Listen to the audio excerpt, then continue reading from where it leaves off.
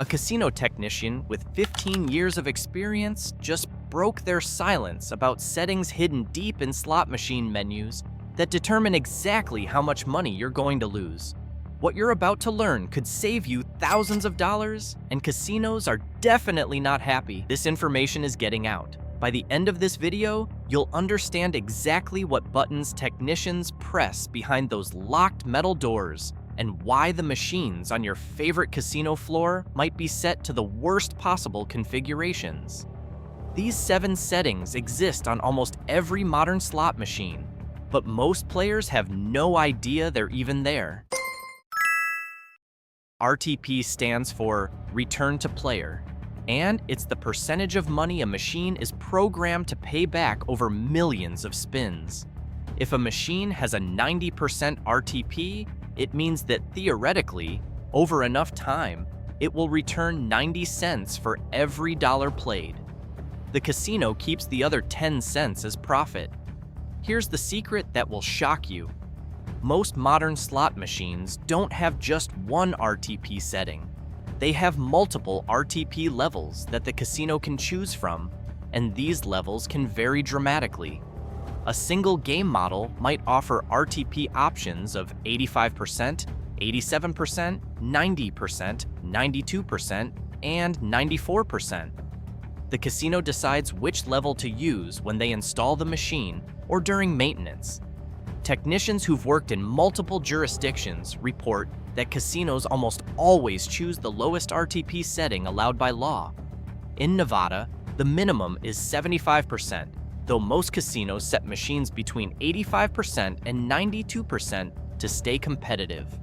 In other states with stricter regulations, the minimums are higher. But regardless of location, casinos consistently choose settings at or near the legal minimum. Think about what this means.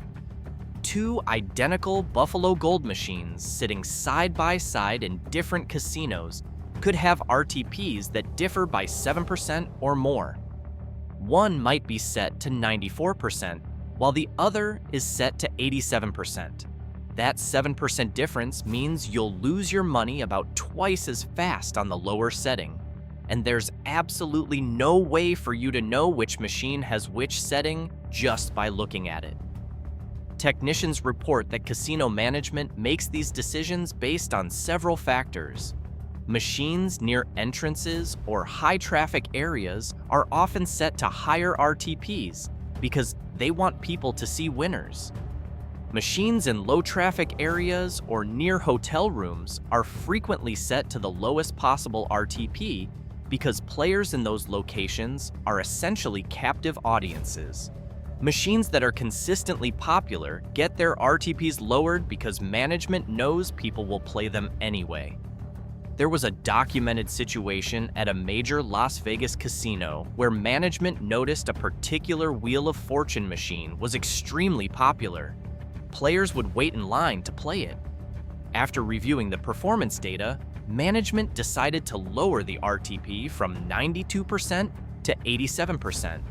The machine remained just as popular, but the casino's profit from that single machine increased by over 40%. Players had no idea they were now losing money significantly faster on their favorite game.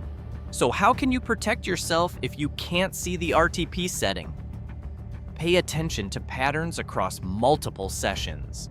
If you notice that a particular machine or bank of machines consistently drains your bankroll faster than others, that's a red flag. If bonus features seem to trigger but never pay well, that's another indicator. The machine isn't broken, and you're not just unlucky. It's probably set to a low RTP configuration. Technicians also reveal that many casinos will temporarily raise RTP settings during slow periods to attract players, then lower them again during busy times when they know the floor will be packed regardless. If you're playing on a Tuesday afternoon, you might be on a 92% machine. Come back Friday night, and that same machine might be set to 87%. The most important thing to understand about RTP configuration is this. The casino has complete control over this setting, and absolutely no obligation to tell you what it is. In most jurisdictions, they don't even have to post the RTP anywhere on the machine. You're gambling blind, and they're using that information advantage to maximize their profits at your expense. This setting is more sophisticated than most players realize. It doesn't just control how often bonuses trigger, it controls the relationship between trigger frequency and payout size, and casinos use it to create experiences that feel rewarding while actually being terrible for your bankroll. Here's how it works. Deep in the machine settings, there's a parameter that determines bonus volatility. Technicians can set the machine to trigger bonuses frequently with small payouts, infrequently with larger payouts, or anywhere in between. The total RTP might stay the same, but the player experience changes dramatically. Casinos have discovered through extensive player tracking data that most people prefer frequent small bonuses over rare big ones, even when the rare big ones would actually give them better value. It's pure psychology. Frequent bonuses keep you engaged and make you feel like you're winning, even when the math proves you're losing money steadily. Technicians report that management will analyze player behavior on different volatility settings and then choose the configuration that keeps people playing longest. And what they've found is that medium-high frequency bonuses with disappointing payouts are the sweet spot. You trigger bonuses often enough to stay excited, but they pay just poorly enough that you never actually get ahead. A specific example from multiple casino floors involves the Lightning Link series.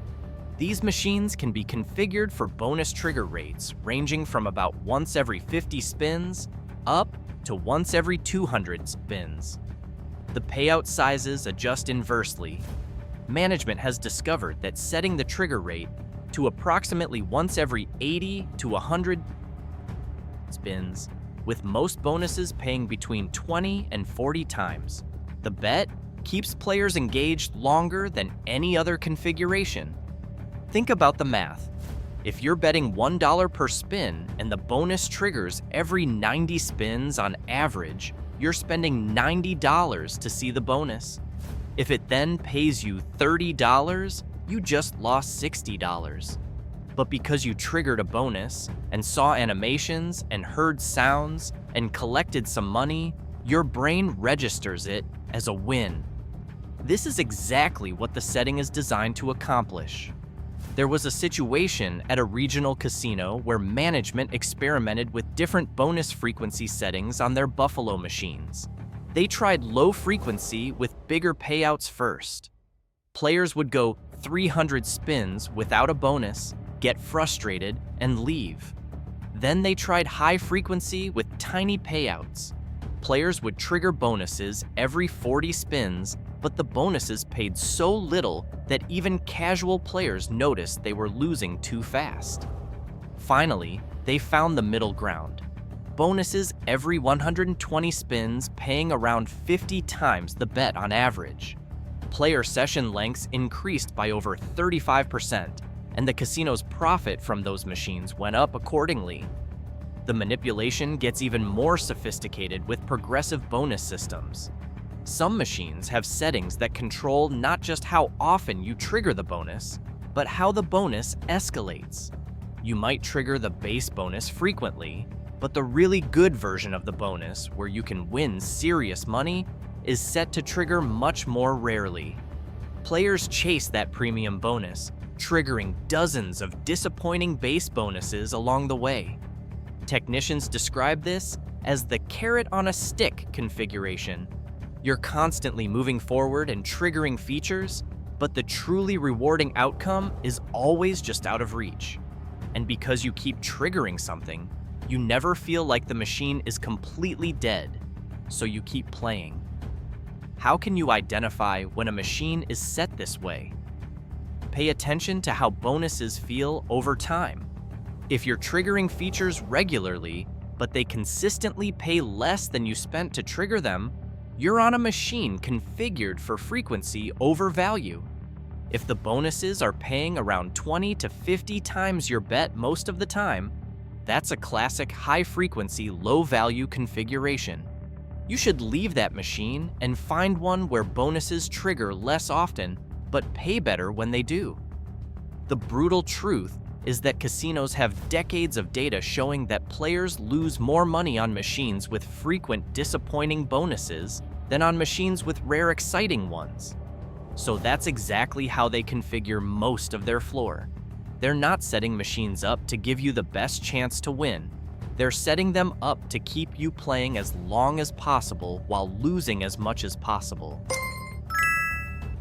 This setting is controversial because it operates in a gray area between legitimate game design and what some would consider deceptive practices. It controls how often you see outcomes that are almost wins, and casinos use it to keep you motivated even when you're losing consistently. A near miss happens when the symbols on the reels stop just one position away from a winning combination. You might see two jackpot symbols on the pay line, with the third jackpot symbol sitting right above or below the pay line. It looks like you were incredibly close to winning big, which creates a powerful psychological response. Your brain interprets near misses as evidence that you're close to winning, which motivates you to keep playing. Here's the secret. Those near misses are not random. On modern video slots, the symbols you see on the screen are purely visual representations. The actual outcome is determined by a random number generator in milliseconds. Then the machine displays symbols that match that outcome. The near-miss frequency setting controls how often the machine chooses to display symbols in near-miss configurations when you lose. Technicians report that this setting typically ranges from minimal to enhanced. On minimal settings, near misses occur at roughly their natural statistical probability. On enhanced settings, the machine deliberately displays near-miss configurations significantly more often than would occur by chance. And here's what casino management has discovered. Enhanced near-miss settings keep players at machines longer, even though they don't actually change the payout percentages at all. The research behind this is solid. Studies have shown that players experience a dopamine response to near misses that's similar to the response from actual wins. Your brain gets excited even though you lost money. This keeps you engaged and motivated to continue playing. Casinos know this, which is why they configure machines to show near misses as frequently as regulations permit. In most jurisdictions, there are rules about near-miss frequency to prevent outright deception. But these rules have loopholes. For example, regulations might say that near misses can't occur more than a certain percentage above their natural probability. But natural probability is hard to define on a virtual real system where the physical layout of symbols is just for show. Casinos exploit these loopholes extensively. A technician who worked for a major slot manufacturer described how management would instruct programmers to maximize near-miss frequency right up to the legal limit in every jurisdiction. If Nevada allowed a 15% enhancement over natural probability, they'd set it to 15%. If New Jersey allowed 20%, they'd set it to 20%. The goal was always to display as many near misses as possible without violating regulations. There was a documented case at a tribal casino where management increased near-miss frequency on their most popular penny slot machines. They didn't change the RTP or any payout values. They only adjusted how often near-miss configurations appeared. Over the next quarter, average player session length on those machines increased by 22%. Players were staying longer and losing more money, all because they were seeing more near misses that made them think they were close to winning. The psychological impact of this setting is significant. Players who are shown frequent near misses develop what researchers call an illusion of control. They start to believe that they're getting better at the game or that they're due for a win because they keep getting close. This is exactly what the enhanced near-miss setting is designed to create. Some of the most sophisticated machines have settings that adjust near-miss frequency dynamically based on your play patterns. If the system detects that you're thinking about leaving, maybe because your bet sizes are decreasing or you're playing more slowly, it can increase near-miss frequency to keep you engaged. This is next-level psychological manipulation, and it's happening on premium machines at major casinos right now. How can you protect yourself from this? First, understand that near misses mean absolutely nothing. That jackpot symbol sitting right above the pay line is not evidence that you're close to winning. It's just a visual effect that the machine chose to show you. Second, if you notice an unusual number of near misses, especially of the same type, that's a sign the machine is configured to show them frequently. Don't let these fake close calls trick you into playing longer than you planned. The most important insight is this: near-miss frequency settings exist for one reason only: to manipulate your psychology and keep you playing when you should quit. The machines aren't almost paying out. They're deliberately showing you outcomes that look close to wins to exploit your brain's natural responses. Knowing this can help you resist the urge to keep playing when you're losing. This setting is particularly insidious because it's designed to hide how much money you're actually losing. Casinos have known for decades that players will quit when they realize they've lost too much. So they've developed machine configurations that make it harder for you to track your losses in real time. The primary way this works is through something called losses disguised as wins. This happens when the machine pays you less than you bet, but still celebrates like you won something. You bet $5, win $3, and the machine lights up with sounds and animations as if you just hit a jackpot. You didn't win. You lost $2, but the machine is tricking your brain into thinking you won. Technicians report that there's a setting that controls how aggressively machines celebrate these losses disguised as wins. On low settings, the machine only celebrates when you actually win more than you bet. On high settings, the machine celebrates any outcome where you win anything, even if it's less than your wager. And casinos almost always choose the high setting because they know it works. Research has demonstrated that losses disguised as wins are incredibly effective at keeping players engaged. When the machine celebrates, your brain releases dopamine. It doesn't matter that you actually lost money. The sounds and lights trigger a reward response that overrides rational thinking about your bankroll. You keep playing even as your money drains away because your brain keeps getting these little hits of satisfaction from wins that are actually losses. A specific example involves the penny video slots with multiple line configurations. You might bet 50 cents across 50 lines and win 20 cents back on a few of those lines. The machine celebrates enthusiastically even though you just lost 30 cents. Players at these machines often have no idea how much they're actually losing per spin because the constant celebration masks the mathematical reality.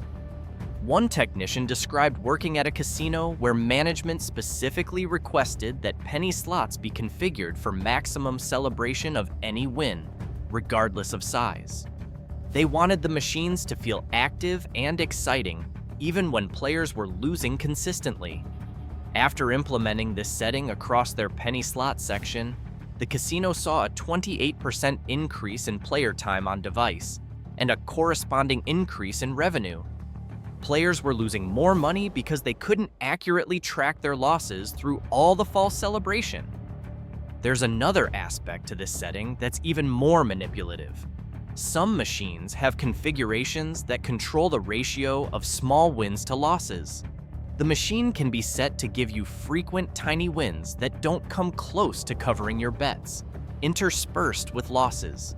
This creates a pattern where you feel like you're winning regularly, but if you actually calculate your total, you're down significantly. A documented situation involved a woman who played a buffalo slot for 6 hours. Throughout the session, she felt like she was winning regularly. The machine was hitting small wins every few spins and occasionally triggered bonuses. She felt good about her session and told other players she'd had a great day. But when she finally checked her player card statement, she discovered she'd lost over $2,000. The frequent small wins and losses disguised as wins had completely prevented her from accurately tracking her bankroll in real time. Casinos also use this setting in combination with bonus features. You might trigger a bonus that involves picking objects or spinning wheels. Each pick or spin reveals a small prize, and the machine celebrates each one. At the end, you've won a total of 40 times your bet, but you spent 100 times your bet to trigger the bonus. You lost 60 times your bet, but because the bonus itself felt like a series of wins with constant celebration, your brain remembers it as a positive experience. How can you defend against this? The only reliable method is to ignore the machine's celebrations completely and track your money manually. Write down your starting bankroll. Set a loss limit before you start playing. Check your remaining credits regularly against your starting amount. Don't rely on how the machine makes you feel. Rely only on the actual math of your bankroll. Technicians emphasize that loss limit disguise protocols are among the most effective tools casinos have for keeping players engaged past the point where they should quit. The settings are carefully configured to deliver just enough positive reinforcement through celebration and small wins to keep your brain happy, even as your wallet gets destroyed. Understanding this can help you maintain the discipline to walk away when you're losing, regardless of how the machine makes you feel. This setting controls something most players never think about: the relationship between jackpot size and jackpot probability. And casinos use it in ways that are technically legal but ethically questionable to display jackpots that players have almost no realistic chance of winning. Here's what you need to understand. Progressive jackpots and fixed jackpots displayed on machines are real. Someone will eventually win them. But the odds of any individual player winning these jackpots can be set so astronomically low that you have a better chance of being struck by lightning twice, and the machine never tells you this. The setting works like this. Inside the machine's configuration, technicians can adjust the probability of triggering the jackpot game or jackpot condition. This might be set at 1 in 500,000 spins, 1 in 2 million spins, or even lower. Then, if you do trigger the jackpot game, there's another setting that controls your odds of actually winning the top jackpot versus smaller prizes. These two layers of probability mean that your actual odds of hitting the grand jackpot might be something like 1 in 50 million spins or worse.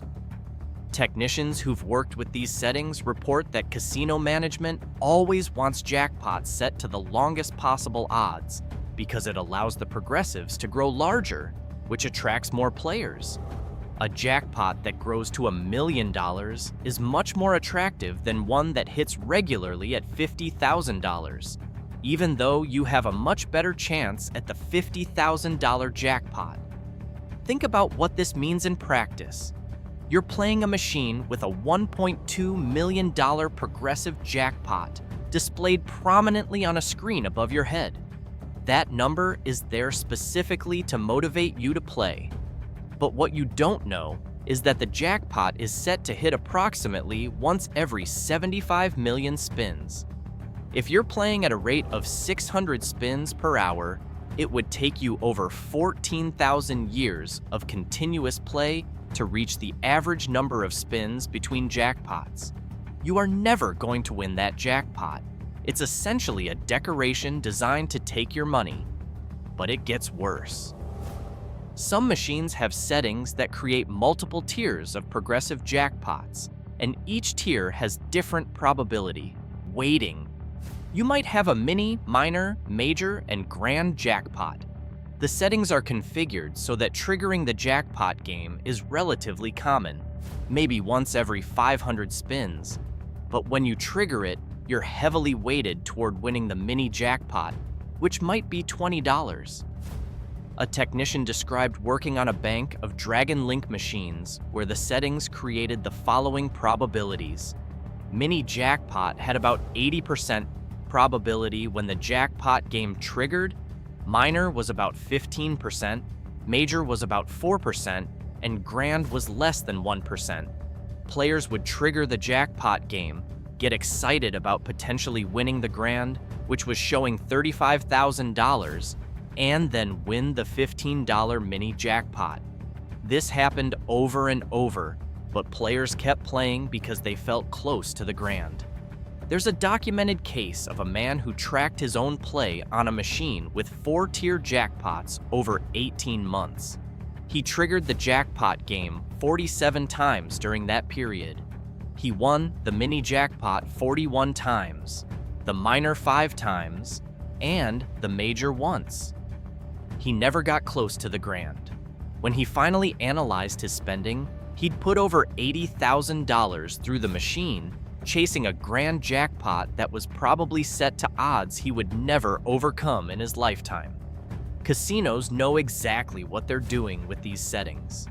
They've calculated that players are attracted to large jackpot numbers and will play longer when they occasionally trigger jackpot games, even if they almost never win the top prize. So they set the probability weighting to maximize this effect. Big jackpots that rarely hit, frequent triggering of jackpot games, heavy weighting toward the smallest prizes. Some jurisdictions require casinos to disclose jackpot odds, but most don't. And even in places where disclosure is required, the information is usually hidden in fine print or buried in a regulations document that nobody reads. You're expected to play these machines with no real understanding of your actual chances. The most deceptive aspect of jackpot probability weighting is that it creates a massive disconnect between what you see and what's real. You see a $2 million jackpot, and your brain automatically assumes you have some reasonable chance of winning it, or else why would they show it to you? But the reality is that the jackpot is set to odds that make it nearly impossible for you to win. You're being lured in by a prize you'll never collect. How can you protect yourself? First, assume that any large progressive jackpot is effectively impossible to win. Don't make playing decisions based on jackpot size. Second, if a machine has multi-tier jackpots, understand that you're overwhelmingly likely to win only the smallest one if you trigger the jackpot game at all. Don't chase the big jackpots. They're not realistic targets. Third, look for machines without progressive jackpots at all. The money that funds those progressives comes from reduced base game returns, so you're paying a premium for a jackpot you'll never win. This is perhaps the most controversial setting on this list because it's not universally present on all machines. But where it does exist, it's incredibly sophisticated and manipulative. This setting allows the machine to adjust its behavior based on your individual play patterns, essentially creating a personalized experience designed to extract maximum money from you specifically. Here's how it works. Modern slot machines with player tracking capability can access data about your playing history through your player's club card. The machine knows how much you typically bet, how long you usually play, how much you usually lose, and what triggers you to leave. With adaptive difficulty settings enabled, the machine can use this information to adjust its behavior in real time to keep you playing longer. The adjustments are subtle but effective. If the system detects that you're a player who typically quits after losing a certain amount, it might trigger a bonus or small win right before you hit that threshold to keep you engaged. If it detects that you're someone who chases losses by increasing bet size, it might give you a small win after you increase your bet to reinforce that behavior. If it sees that you typically play for 90 minutes, it might ensure that something exciting happens around the 85-minute mark to keep you in your seat. Technicians who've worked with these systems describe them as retention algorithms. The machine isn't cheating in the traditional sense. It's not changing the overall RTP or violating any randomness requirements, but it is using artificial intelligence and behavioral data to optimize the timing of wins and losses to keep you playing as long as possible. A specific example involves a premium slot machine line that was introduced in Las Vegas casinos about 5 years ago.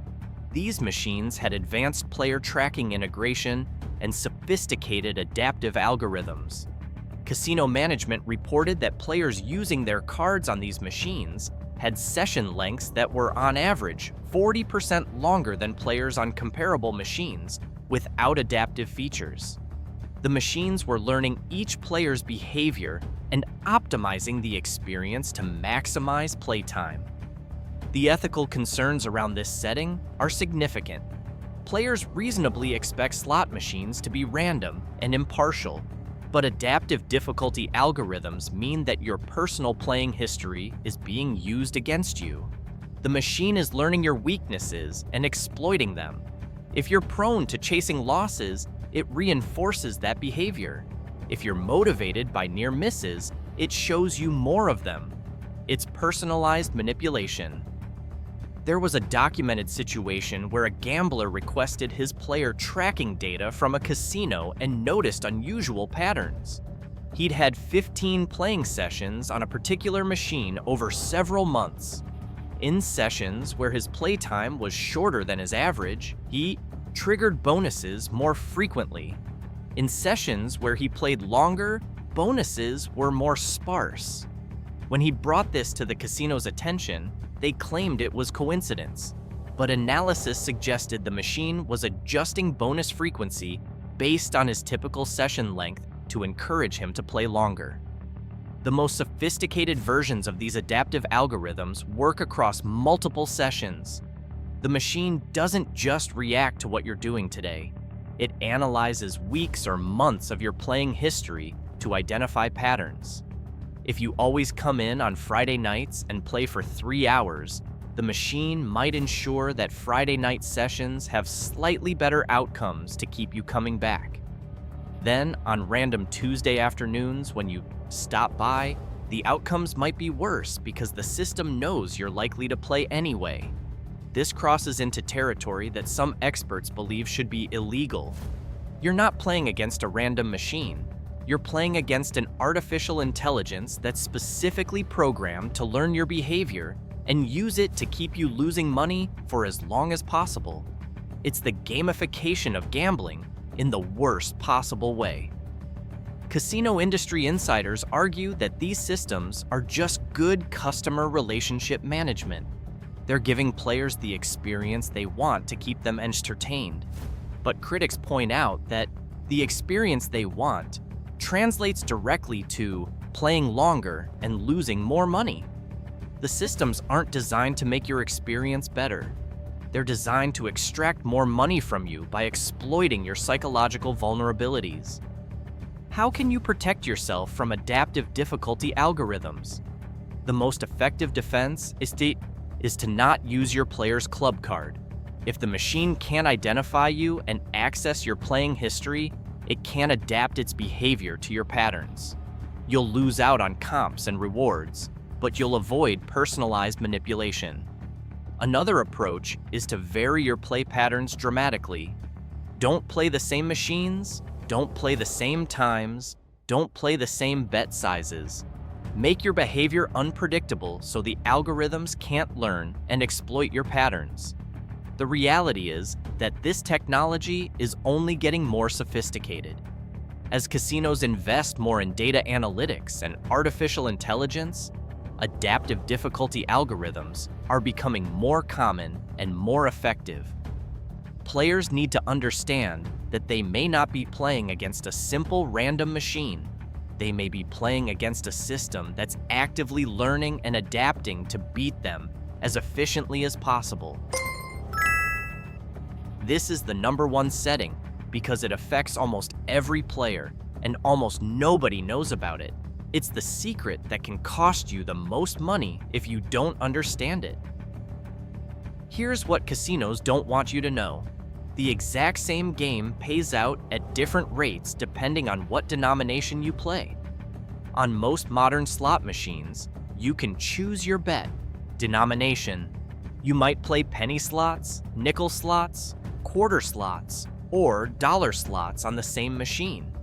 Most players assume the odds are the same, regardless of which denomination they choose. That assumption is completely wrong. The higher the denomination, the higher the RTP, often by significant margins.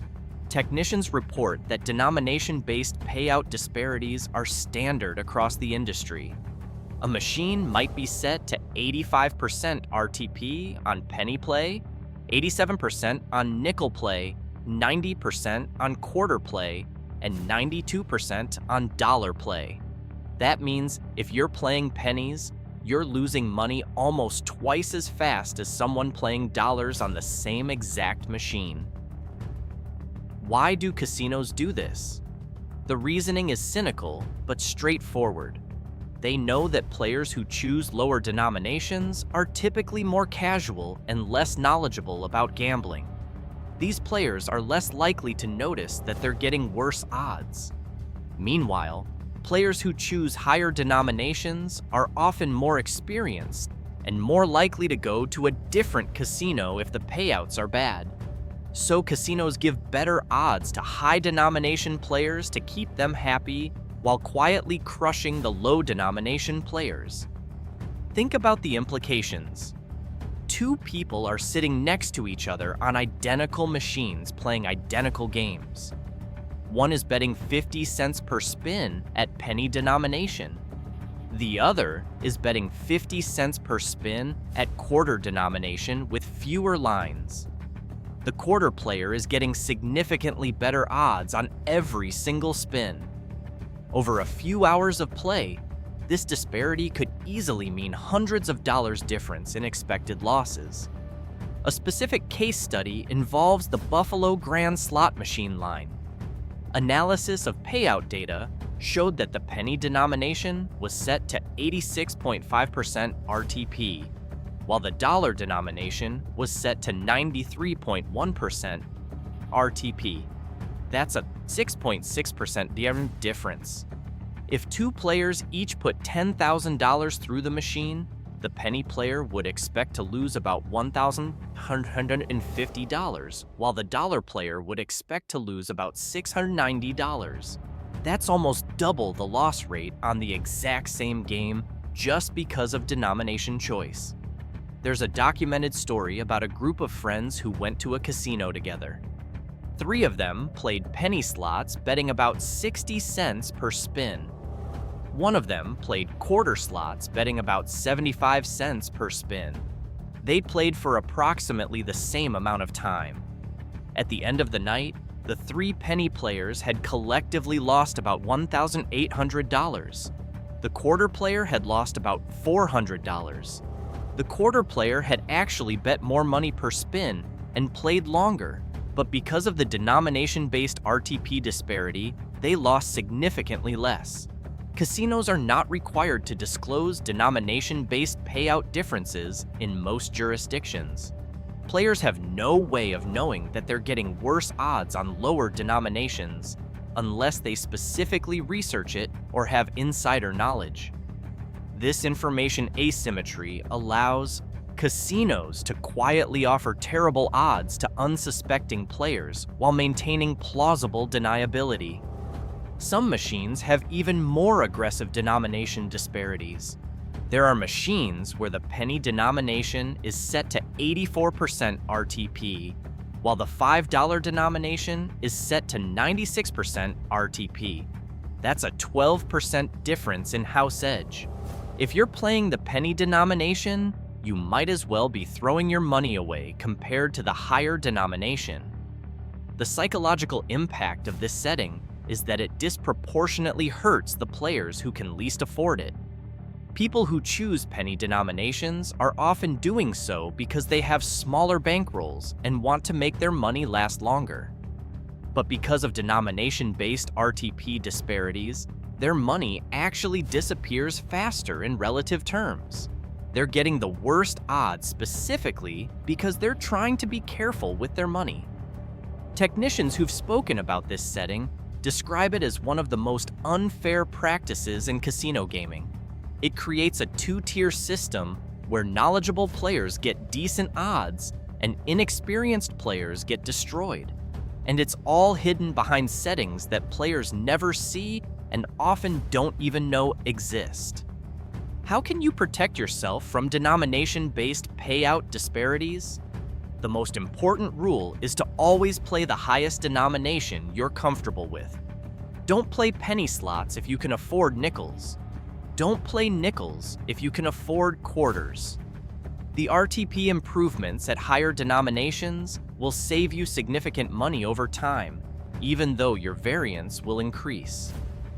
Another approach is to simply avoid multi-denomination machines entirely. Look for machines that only offer one denomination. These machines can't have built-in denomination disparities because there's no choice to make.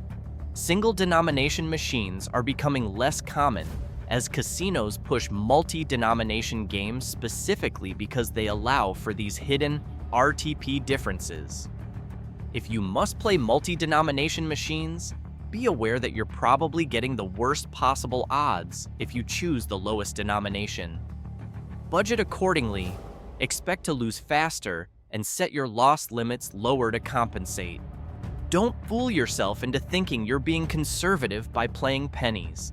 You're actually volunteering for the worst odds on the floor. The truth is that denomination-based payout disparities represent exactly what's wrong with modern casino gaming. It's a hidden setting that systematically punishes less knowledgeable players while rewarding those who understand the system. It's not illegal. It's not even technically dishonest, since no claims are made about denomination equivalency, but it's definitely designed to take advantage of players who don't know better.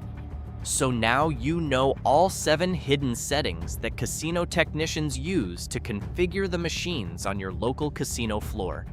You understand how RTP levels vary, how bonus frequency is manipulated, how near misses are artificially enhanced, how losses are disguised as wins, how jackpot probabilities are weighted, how machines adapt to your personal playing patterns, and how denomination choice dramatically affects your odds. Armed with this knowledge, you can make much smarter decisions about which machines to play, how to play them, and when to walk away. You can't beat the house edge, but you can avoid the worst configurations and give yourself the best possible chance within a system that's designed to take your money. The most important takeaway is this: every aspect of a slot machine's behavior is carefully controlled by settings that are optimized for casino profit, not player enjoyment. Those settings are hidden from you deliberately, because if you knew what they were, you'd make different choices. The lights, sounds, themes, and excitement are all carefully designed distractions from the mathematical reality that these machines are precisely calibrated to extract maximum money from you as efficiently as possible. Stay informed, set strict limits, never chase losses, and remember that the casino always has more information than you do. Subscribe for more insider information that casinos definitely don't want you to know.